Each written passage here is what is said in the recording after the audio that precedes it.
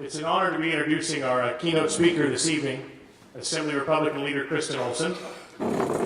Assemblywoman Olson, during her time in the Assembly, has earned a reputation for reform, problem solving, and hard work. She prioritizes government efficiency and accountability, job creation, educational excellence, and local control. She's worked hard to support the manufacturing, agriculture, and food processing backbones within her district. When it comes to Farm Bureau and Kristen, our relationship sort of started when her political career started in 2005 when she was elected to serve on the Modesto City Council. And on the council, she was a champion for fiscal accountability, for public safety, and for the youth in the community, as well as supporting the agricultural roots that Modesto has. That was just a jump start for her. She ran for the state assembly in 2010, and I think it was noticed right away that her leadership skills were in great demand when she was appointed as the chief Republican whip during her first term in the assembly. She's since been reelected 2 more times and has worked her way up through the ranks to now be the Assembly Republican leader. And through all of that, when you look at what she's done and the titles that she's earned along the way, from city council to assemblywoman, friend, maybe the most important of all is her job as a mom to her 3 kids. And if you follow Kristen on social media, she's the only assemblywoman who still has school-age children. And she's very actively involved in their day-to-day lives. You follow her on social media and you just wonder how she does it.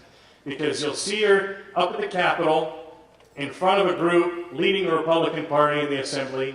You'll see her in Southern California at a fundraiser, and then you see her at a soccer game for her son, cheering him on the sidelines. And there's not too many people who can pull off leader of the Republican Assembly and soccer mom the way that Assemblywoman Olson can.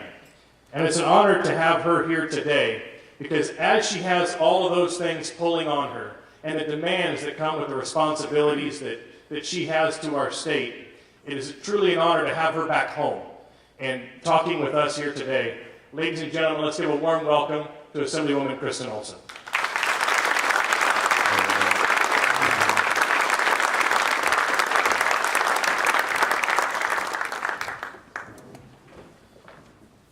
Well, good evening. As Jake said, it's always great to be home. And go Panthers, Joey. Go, love that. But thank you so much for taking the time to come out this evening. I can't tell you how encouraging and motivating it is to see so many farmers and people who care about agriculture all in one building. It's an encouragement to both Assemblymember Adam Gray and I, because we don't see a lot of you all the time in the halls of Sacramento. And as Joey said, we all have to speak up. And so a lot of what I'll be talking about tonight will sound like preaching to the choir, but we all need the choir to be a little bit louder. And so I'll talk about many of the challenges going on in our state, in the halls of the state legislature right now, and how we can all work together to make a difference. In 1787, Thomas Jefferson wrote a letter to George Washington. And in that letter, he said, "Agriculture is our wisest pursuit, because it will, in the end, contribute most to real wealth, good morals, and happiness." And I think all of us would still believe that today in 2015, because agriculture, as important as it is to our local economy, to our state, to our nation, and the globe, it's also a way of life. And it's up to all of us to help promote that way of life, to tell our stories to our neighbors, to our friends, to people in other parts of the state. And it's an important story to me as a daughter. Many of you may not know that my dad grew up in extreme poverty, actually, in Los Gatos, back when there was a lot of farming in the Mission San Jose area. And from the age of 4 years old, he began working in the fields from the time he was 4 until he was 14. Not to earn extra income, but to help his parents put food on the table for his siblings and he. He went to school in his father's pants because they couldn't afford to buy clothes for their kids. He would tie them together with ropes. The only shoes he owned were the pair of shoes that another family at the school gave him. But it was agriculture. It was working for the farmers that taught him the importance of working hard, persevering through good times and bad, And by the time, many, many years later, by the time he got married and had children of his own, he had his own home, had a great job, provided for all the needs that my sisters and I had right here in Modesto. And we all credit those agricultural roots for allowing our own father to rise out of that life of poverty, to pursue the American dream, and to make a better life for his children and now his grandchildren. And as many of you do know, my own sister, who is a neighbor to many, many of you, is now married to a farmer. And if anybody talks about and fights for the agricultural way of life, it's Angie Bond. I hear about it on a regular basis. And that's what we need, is people fighting so that we can continue to be the breadbasket of the world, so that we continue to defend and promote an agricultural way of life and the wealth and the happiness and the good morals, as Thomas Jefferson said, that it can provide to communities across the state and across the nation. We've had many successes in the legislature over the past few years in working with the Farm Bureau, partnering with you all, to promote agriculture, much of which has had to do with education. You may remember a couple years ago when the Ag Incentive Grant was on the chopping block in the state budget. And all of you worked so hard sending FFA students and others to Sacramento to fight for those programs, to make sure that we can educate our young people about agriculture, the great career opportunities it provides. And fortunately, because of your hard work, we were able to save that program, and it hasn't been on the chopping block again. Many other examples like that, locally and statewide, where actually, if you look at it today, I believe ag education is much more prominent today than it was when I was growing up in Modesto. And that's to the credit of many of you in this room who have worked together to do things like the Ag Mobile Science Center, to have programs at the county fair that encourage young people to understand more about agriculture and get excited about the opportunities that it provides. But this year, we're faced with a whole new set of challenges, and it all has to do with water. And that's what I want to talk a little bit about tonight. And you'll have to bear with me. Just as your crops are ready to be harvested when they're ready, in sickness or in health, and you're out there harvesting those fields, I am dying from a persistent cough this week. So bear with me if I get into a coughing fit or have to take some sips of water. But this year is ground zero attacks on our agricultural industry because of the lack of water. And we're all facing it, and we need your voices in Sacramento. I'll talk about a number of different issues in this regard, but first I want to start with a moment of hope. Many of you have heard about the Central Valley Caucus that we have formalized this year.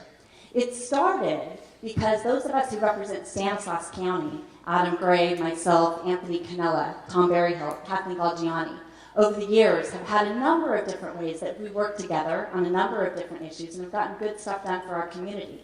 But very rarely have we been able to push that out beyond Stanislaus County until last year with the water bond. And that was such a momentum of leverage that we had for the first time when every Republican and every Democrat throughout the entire San Joaquin Valley stood together united because we knew we were stronger together than we were apart, to fight, to make sure that water storage was the top priority in that bond. And then to see the Farm Bureau take the reins in the advertising campaign during the campaign with Farmer Jake as the spokesperson for that bond, to see that come together and pass overwhelmingly by the voters was certainly important for the future of water in California, but it was also important to our work in the legislature because it showed us, it demonstrated to the leaders in the valley, to the state legislators in the valley, that we can get good work done when we stand together. And so this year, we formalized our working relationship into what we call the San Joaquin Valley Caucus. Adam Gray is the chair of that caucus. Anthony Canella is the vice chair this year. And we meet together on a fairly regular basis to talk about the policies that we can stand together on to advance or to defeat in the legislature. And water is at the top of our list. As you know, we are in a severe drought situation. No rain, no snowfall, it's extreme. But this drought has really exacerbated an already existing situation because California policy has failed for decades to invest in increasing water supply.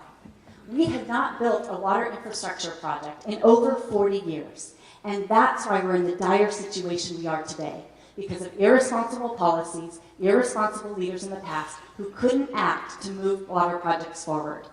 And we are saying, not on our watch. We have got to turn this story around. Albert Einstein once said that we cannot solve our problems with the same thinking we used when we created them.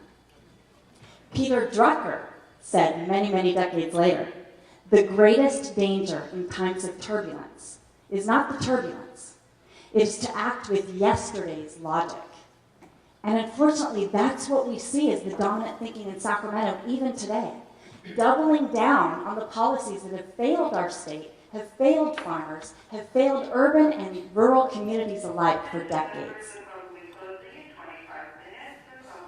We have 25 minutes. And it's up to us to turn that story around, to show new innovative thinking, to promote actions that encourage creativity, innovation, entrepreneurship, freedom, values that first made our nation great, values that first made California great, and that can again if we will turn policies around in Sacramento.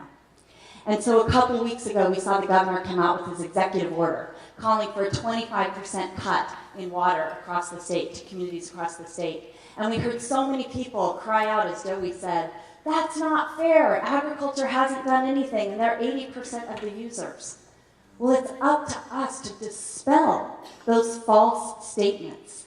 Because you know what? As I've said to people up and down the state, to my colleagues, if only we had just a 25% cut in agriculture. Think of what we could do. We have fallowed nearly 500,000 acres of land, put over 17,000 people out of work, have had a $2 billion economic loss in the state of California because of the lack of water to agriculture.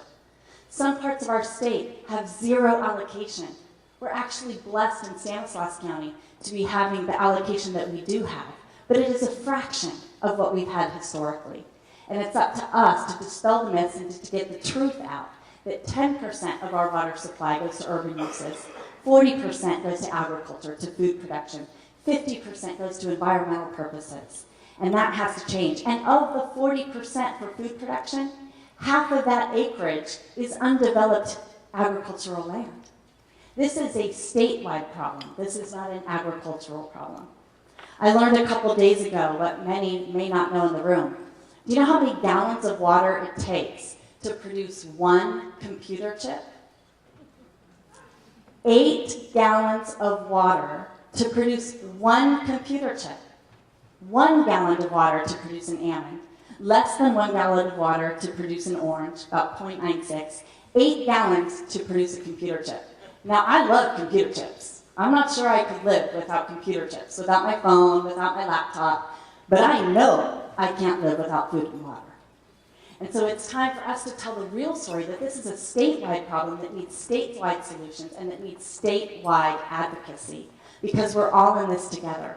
We all have to conserve together. But if all we do is conserve, we will not be moving the policies forward that will prevent future drought situations. And so what we're working on is introducing bills and talking with our colleagues about the need to expedite water projects today so that we can avoid the future. While we had a great success in passing the water bond so that the financing will be available by December 2016 to build above ground storage, to build other storage facilities, to clean up our groundwater.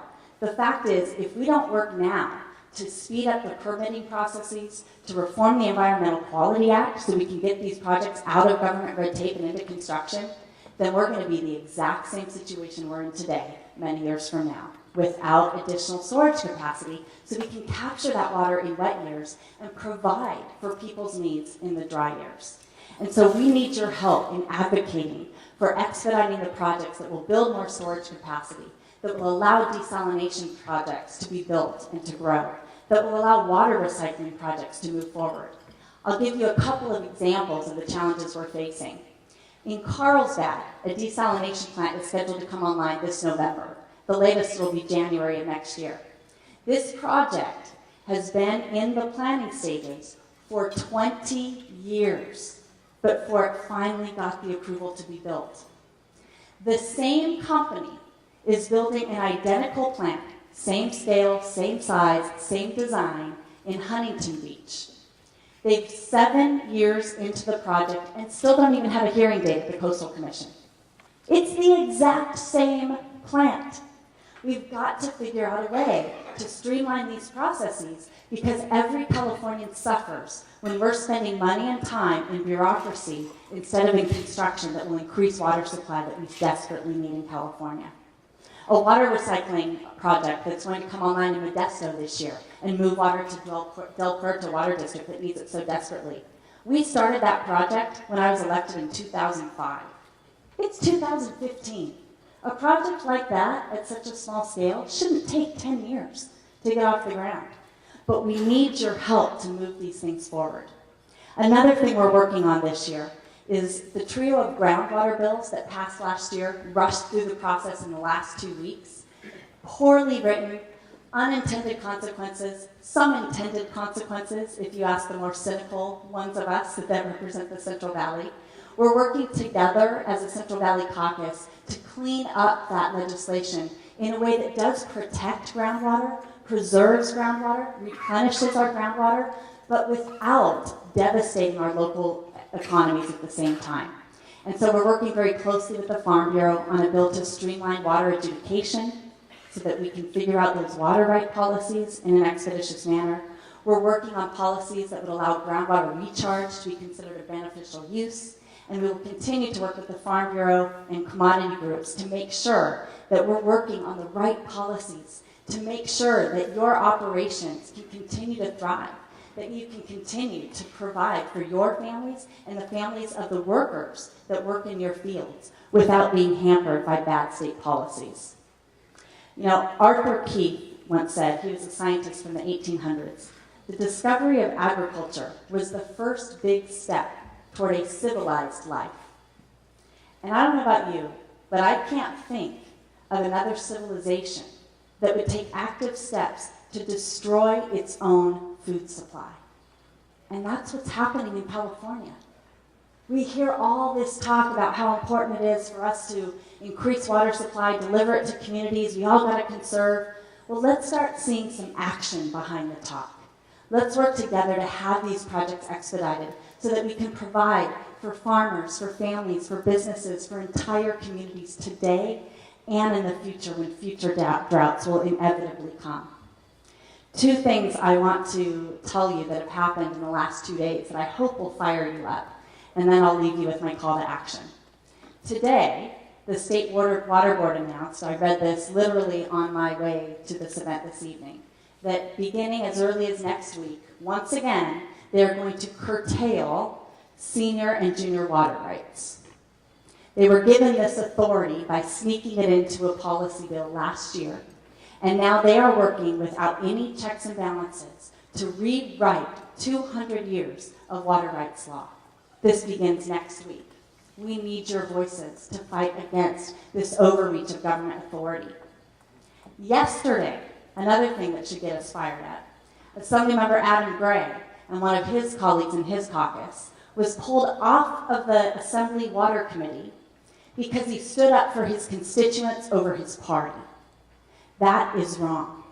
In Water Committee on Tuesday, he had a bill up, our bill AB 1242, that seeks to address the flows issue here in Stanislaus County that I'll mention in a minute.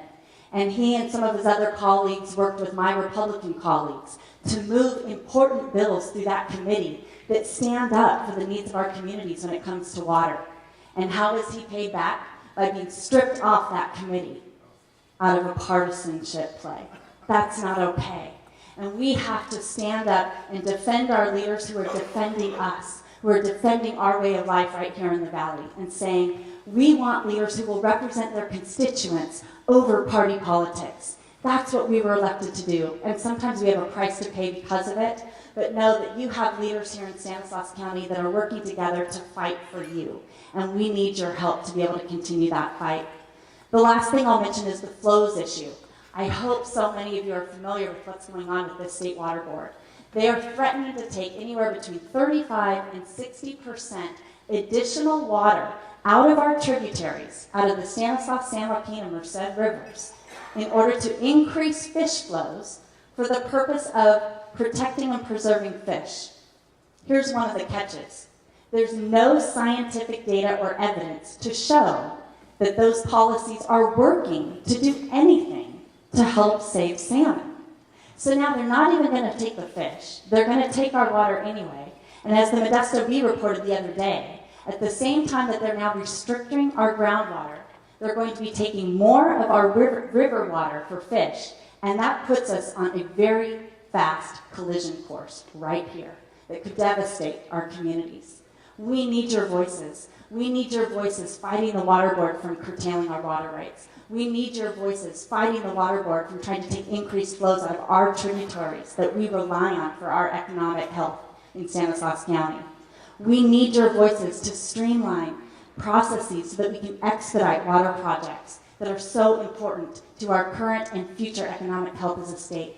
So important for our ability to continue to produce the food that our economy, our state, our nation, and the entire globe relies on. And so what I want to ask you is, what will you do? Thomas Jefferson once said, "We do not have government by the majority. We have government by the majority who choose to participate." So we need all of us working together. We need all of us choosing to participate, because together we can make a difference, working within our own spheres of influence and working together by marching into the halls of the state capitol and demanding that our voices be heard. On August 27th, we have two of the most important bills of the year that will be up in, April 27th, that will be up in committee that day. One, AB 1242, Adam Gray's bill, that demands that the State Water Board cannot take increased flows out of our tributaries without mitigating the loss of our water. The other one is AB 311 by James Gallagher and myself, that would streamline the Environmental Quality Act for water storage projects, specifically Sites, Reservoir, and Temperate Flats. Both of those bills are up in the hearing on April 27th. We need you to be there. Last week and this week, you may have seen in the news, we had hundreds of people in Sacramento to lobby against a bill going through the process dealing with vaccinations. We need that same display of force when it comes to water, protecting our water rights, preserving our water, and providing more of it in the future. We need all of you going to Sacramento, talking to legislators, showing up at the committee so they cannot ignore us. So that's my call to action. Please get involved. Talk to myself. We can talk to Paul Winger, talk to Tom Orvis, Wayne Zipser, Joey Gonzalez. We can provide the resources and the opportunities for you to get there. I know it's so hard to take time away from your farming operations and your families, but this is the year to do it. We need your voices in Sacramento. Together we can make a difference. I've seen it change hearts, minds, and ultimately votes, but we can't do it without you. Thank you so much for the opportunity to visit with you this evening. Like I said, there's nothing I love more than being at home, talking with friends, family, and neighbors, and people who make our community great. That's all of you. Have a great evening, and please remember, April 27th, we need your voices, we need your letters. Make a difference.